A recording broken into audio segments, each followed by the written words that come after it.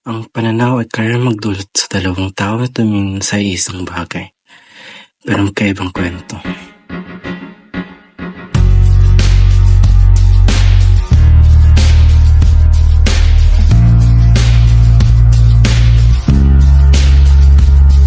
Minsan, sa'yo, ito'y alaala ng pagmamahal. Pero sa kanya, paalala ng sakit. At doon, nagsisimula ang hindi pagkakaintindihan.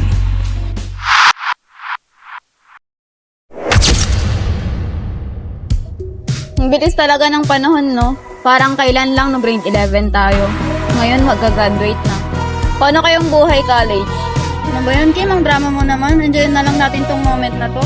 Pero sana, kahit saan magkalipay ng ating mga pangarap, same goal pa rin tayo. Ako, gusto ko maging nurse. Bilang taga-alaga ng pasyente, karamay din nila tuwing may pinagdadaanan sila. Tulad nyo, nagrarant kayo sa akin. Ako naman, gusto ko maging engineer. Balang araw, gagawa ko ng isang bahay na kasing tatag ng pagkasamahan natin. Guys, paano kung mag-nature trip tayo? Tara, mag-set na kayong day. Tara na. Hindi yan drawing ah.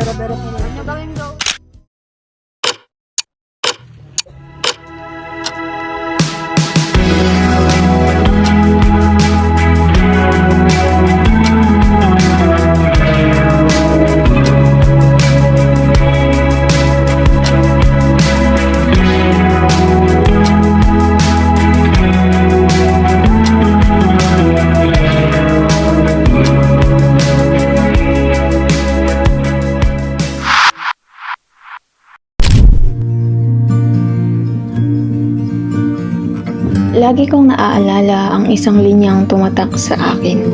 Hindi nasusukat ang buhay sa haba ng oras, kundi sa mga sandaling nabubuhay tayo ng totoo.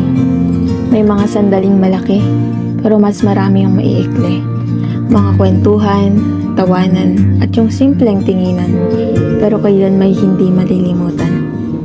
Sa pagkakaibigan, doon ko lalong nakita ang buhay ay hindi isang mahabang kwento, kundi koleksyon ng mga munting alaala. At balang araw, gusto kong alam kong naipon ko ang mga sandaling iyon na kasama kayo.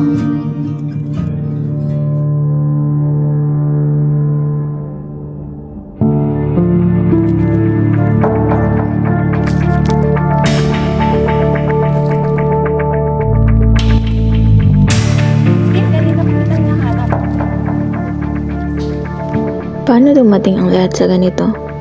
Ano nga ba ang totoong nangyari? Umalis ka na nga.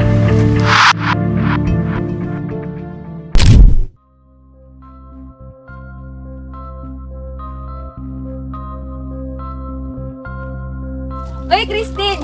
Long time no see. Kasama mo dito? Yun, si Amy. Si Amy? Alam mo ba, te? Ang dami kong naririnig na sabi-sabi tungkol sa babaeng niya. Mag-ingat-ingat ka dyan pagkasama mo yan, te. Sige, te, alis na ako, Mag-ingat ka kanina.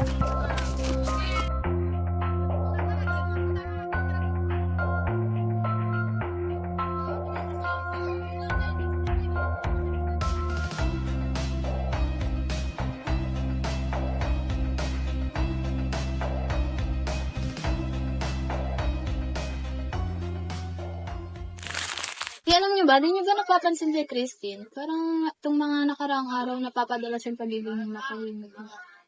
Oo, yun din yung napapansin ko sa kanina. Mga problema. Baka naman may relasyon na si Christine at Christian Yak. Di alam ang girl code? Oh my gosh!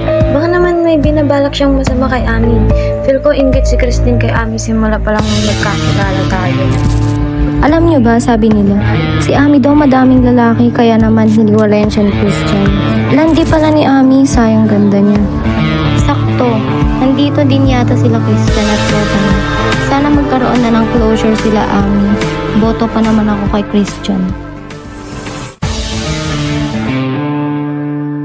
Saan na kaya si Ami?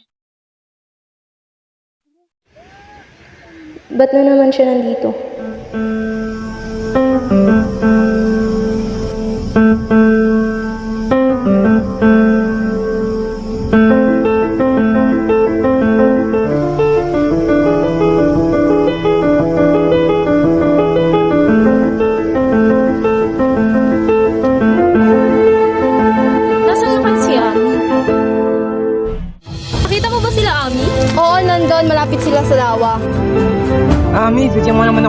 dyan. Ano ba? Tapos na tayo, Christian. I need peace of mind. Mag-move on ka na.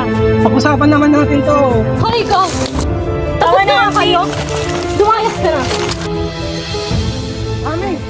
Alam ko, ako yun. Ako yung salarin. Ako yung sumira sa amin. Kaya, hindi ko na kayang tiisin tumubulong sa akin gabi-gabi. Mahal na mahal ko siya. Sobra. Obra siya sa mga mata ko. Lahat sa kanya ay musika. Habang ako tong ingay na hindi niya kailanman pinili. Pero kahit mahal ko siya, niloko ko siya. Ginuno ko yung buong mundo namin. Sa isang iglap, tinaya ko lahat. Dahil lamang sa isang tukso. Hindi ko nga rin alam kung bakit. Hindi siya yung nagkulang. Hindi siya nagkamali.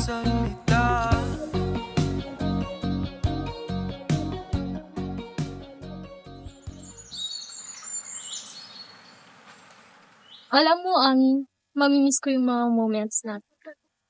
Hayaan mo, andito naman na tayo. We'll make the most of it. Para kahit mamiss mo ako, may alaala tayo. Tama yan. Best friend Forever.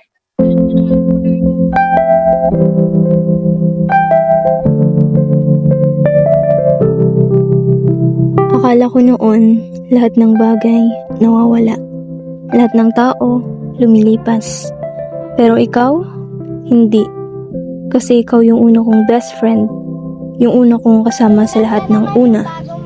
Unang tawa, unang iyak, unang lihim, unang sakitan, at unang taong pinili kong mahalin. Hindi bilang higit pa sa kaibigan, kundi bilang kapatid na pinili ko sa mundong to. Naalala mo yung araw na sabay tayong nadapa? Pareho tayong nasugatan. Pero bago pa ako umiyak, tiningnan kita. Tumawa ka. Sabi mo, okay lang yan, may sugat tayo, pero magkasama naman tayo. At doon ko natutunan na minsan, hindi mo kailangan ng gamot. Kailangan mo lang ng kaibigan na hinding-hindi aalis.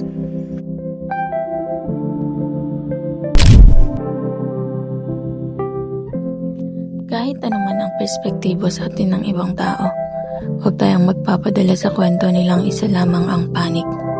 Ang mahalaga ay alam natin ang tunay na kwento sa ating sarili at piliin ang kapayapaan ng ating isipan.